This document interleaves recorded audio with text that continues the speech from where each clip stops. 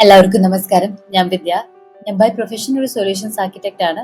പക്ഷേ ഹിന്ദു ഫിലോസഫിയിൽ ഒരുപാട് ഇടനായിട്ടുള്ള കാര്യങ്ങൾ നമുക്ക് ഡേ ടു ഡേ ലൈഫിൽ യൂസ് ചെയ്യാൻ പറ്റുന്ന കുറെ കാര്യങ്ങളുണ്ട്. അത് പഠിച്ച് മനസ്സിലാക്കി ഇവിടെ വന്ന് നിങ്ങളോടൊപ്പം ഷെയർ ചെയ്യുകയാണ് ഞാൻ ചെയ്യുന്നത്. എന്റെ കഴിഞ്ഞ വീഡിയോയിൽ ഞാൻ പറഞ്ഞ പോലെ ജ്ഞാനപ്പാന ഇത് ഒരുപാട് ടച്ചിങ് ആയിട്ടുള്ളൊരു പാർട്ടായിരുന്നു. എൻ്റെ ഒരു ചൈൽഡ്ഹുഡ് മെമ്മറി ആയിരുന്നു. ഇതിനെ പറ്റി പക്ഷെ അത്രയും ഡീറ്റെയിൽ ആയിട്ട് ഞാൻ പഠിക്കാന്ന് വിചാരിച്ചു.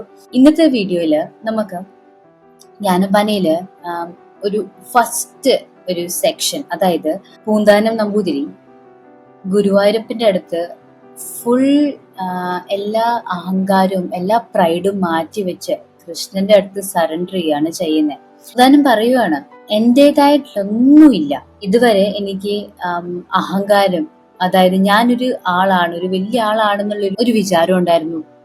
പക്ഷേ ഗുരുവായൂരപ്പ, ശരിക്കും ഞാൻ ഒന്നുമല്ല, ഗുരുവായൂരപ്പനാണ് എല്ലാം എന്നുള്ളൊരു ഒരു ഭക്തിയാണ് കാണിക്കുന്നത്. സോ ബേസിക്കലി ഒരു പൂന്താനത്തിന് സ്വന്തം ഒരു 6 മാസമായ കുഞ്ഞ് ചോറുണ്ട ദിവസം മരിച്ചു. ആ ഒരു വിഷമം ഉണ്ടായിട്ട് പോലും ഗുരുവായൂരപ്പനോട് ആ ഒരു ഭക്തി ഇപ്പോഴും ഉണ്ട്. അല്ലാണ്ട് ദേഷ്യപ്പെട്ട് വിഷമിച്ച് കൃഷ്ണനെ നിന്ദിക്കുന്ന പോലെ ഒന്നുമല്ല ചെയ്യുന്നേ.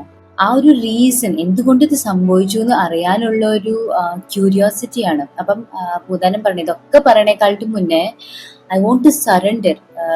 ഞാൻ എന്താണോ എന്നറിയില്ല, പക്ഷെ എന്നെ ആക്സെപ്റ്റ് ചെയ്യൂ, എന്റെ ഭക്തി ആക്സെപ്റ്റ് ചെയ്യൂ എന്നാണ് പറയുന്നത്. എന്നിട്ട് പൂന്താനം പറയുന്നുണ്ട്, നമ്മൾ എത്ര വേദങ്ങൾ പഠിച്ചാലും എത്ര ശാസ്ത്രങ്ങൾ പഠിച്ചാലും നമ്മൾ ചെയ്യുന്ന കാര്യം, നമ്മുടെ പ്രവൃത്തി നല്ലതല്ലെങ്കിൽ അത് ഒന്നിനും ഒരു മീനിങ് ഇല്ല. നമ്മൾ ഇത്രയും വലിയ പഠിപ്പുള്ള ആൾക്കാരാണെന്നൊക്കെ പറഞ്ഞു കഴിഞ്ഞാലും നമ്മൾ ചെയ്യുന്ന കാര്യങ്ങൾ ഭയങ്കര ഓപ്പോസിറ്റ് ആണെങ്കിൽ പഠിച്ചതിന് ഒരു വാല്യൂ ഇല്ല. പൂന്താനം പറയാ, ഞാൻ ഇതുവരെ വിചാരിച്ചു എല്ലാം എന്റെ കൺട്രോളിലായിരുന്നു എന്ന്. പക്ഷെ സത്യം പറഞ്ഞ ഒന്നും ഈ ലോകത്ത് ഒന്നും എന്റെ കൺട്രോളിലല്ല. ഞാൻ ആരുമല്ല.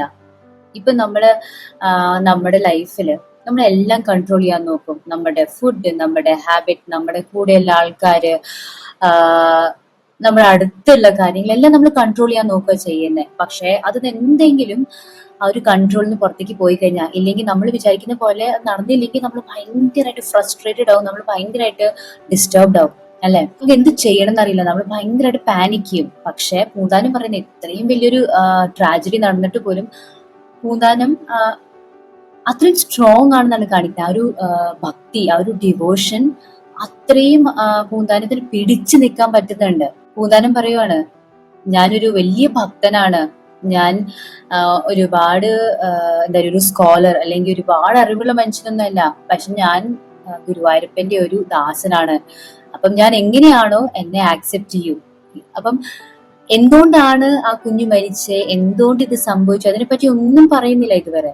ഇപ്പോഴും പൂന്താനം പറയുന്നത്, ഞാൻ എന്താണോ ഇന്ന് ഗുരുവായൂരപ്പന്റെ, ഞാൻ എന്താണോ ഇന്ന് അത് ഗുരുവായൂരപ്പൻ കാരനാണ്, കൃഷ്ണൻ കാരനാണ്. അപ്പം എന്റെ മനസ്സിൽ വരൂ, ആസ് ഇൻ പ്രത്യക്ഷപ്പെടൂ എന്നൊക്കെയാണ് പൂന്താനം പറയുന്നത്. അപ്പൊ ഇവിടെയാണ് ശരി പൂന്താനം പറയുന്നത്, ഞാൻ എങ്ങനെയാണോ എന്നെ സ്വീകരിക്കൂ. ജ്ഞാനപ്പാന ശരിക്ക് ഒരു ഇമോഷണൽ ആ ഒരു ചാപ്റ്ററിലേക്ക് പോണേക്കാളും മുന്നേ പൂന്താനത്തിന്റെ കയ്യിലൊന്നുമില്ല, എല്ലാം ഭഗവാന്റെ ആണ്, എല്ലാം കൃഷ്ണന്റെ ആണ്, എല്ലാം ഗുരുവായൂരപ്പന്റെ ആണ് എന്ന് പറഞ്ഞ് എന്നെ സ്വീകരിക്കൂ എന്നാണ് പറയുന്നത്. ഭയങ്കര സ്ട്രോങ് അല്ലെ? ഇപ്പം ഒരു മെറ്റീരിയലിസ്റ്റിക് അല്ലാണ്ട് ഇപ്പം നമ്മളൊക്കെ ഒരു വലിയൊരു പ്രശ്നം വരുവാണെങ്കിൽ നമ്മൾ ഭയങ്കരമായിട്ട് ഷാറ്റർ ആയി പോകും. എന്തിനു വേണ്ടിയാണ് ഇതെന്നൊക്കെയുള്ളൊരു മീനിങ്, ഒരു ക്വസ്റ്റ്യൻ വരും. പക്ഷെ അതൊന്നുമല്ല ഇവിടെ പൂന്താനം പറയുന്നത്. നമുക്ക് ശരിക്കും മനസ്സിലാക്കാനുള്ള ഒരു കാര്യമാണ്, ഇന്നത്തെ മോഡേൺ ലൈഫിൽ നമുക്ക് എന്തുമാത്രം പ്രശ്നങ്ങളാണുള്ളത്.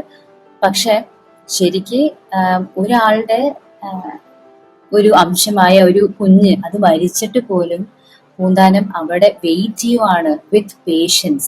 അപ്പൊ ഇതിൽ നിന്ന് നമുക്ക് എന്താ മനസ്സിലാവുന്നത്?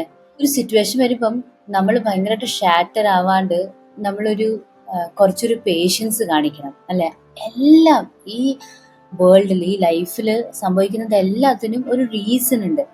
പക്ഷെ നമുക്ക് ആ സമയത്ത് അത് മനസ്സിലാവണമെന്നില്ല. പക്ഷെ we have to be very patient.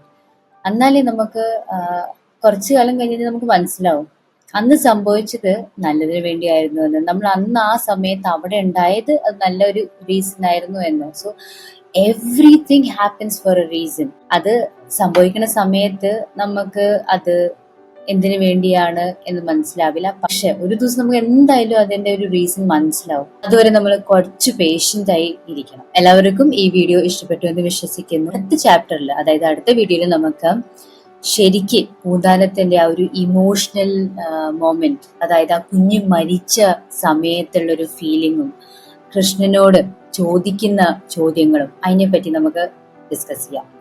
അപ്പൊ നിങ്ങൾ ആദ്യമായിട്ട് ഈ ചാനൽ വരുന്നെങ്കിൽ സബ്സ്ക്രൈബ് ചെയ്യാൻ മറക്കരുത്. Thank you. ബൈ.